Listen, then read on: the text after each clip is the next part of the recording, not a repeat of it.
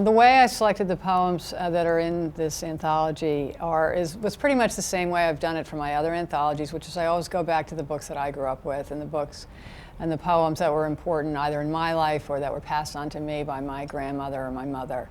And then that sort of opens up, and there's so many different trees that expand from there. And so I have friends that sent me poems. I asked my friends if there was a poem that they particularly liked, and some of them had sent me poems over the years.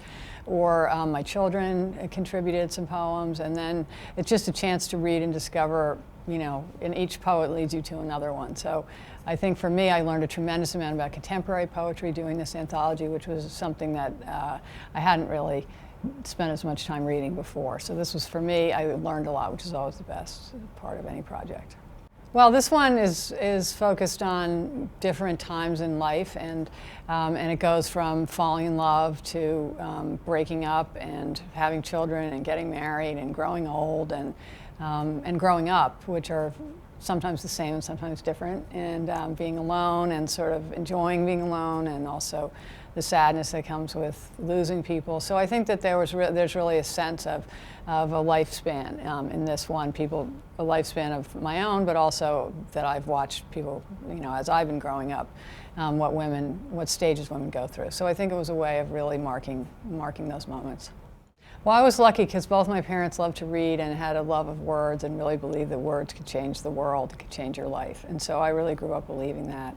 And I always enjoyed reading. I used to read to my stuffed animals when I was little.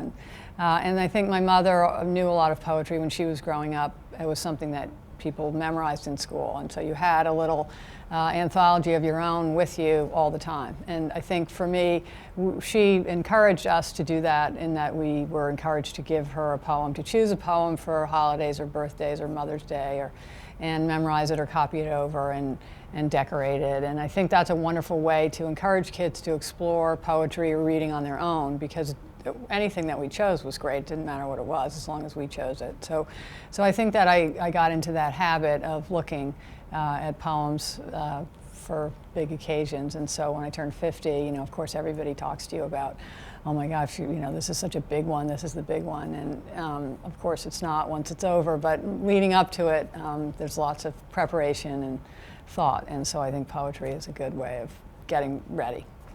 I've encouraged my own children to give us poems also. Kids always want to ask the parents, what do you want for Christmas? What do you want for your birthday?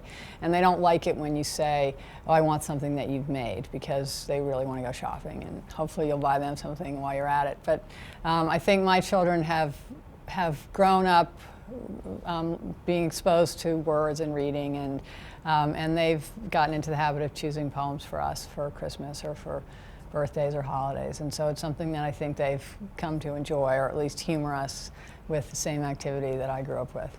Many people think that poetry is isolated and solitary, and that poets are isolated and solitary.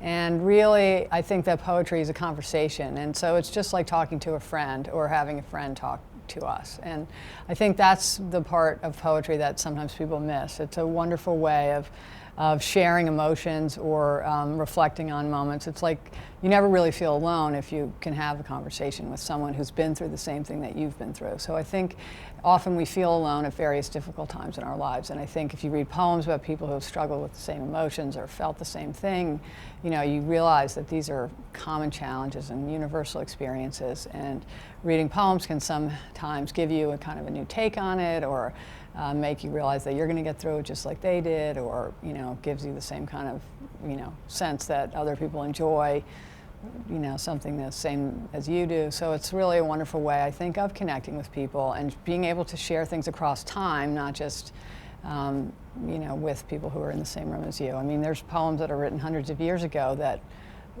seem like they're happening right now. I hope readers will take away from this book the sense that women are awesome and fantastic, and that life just keeps getting better and more varied and rich, even when it's difficult.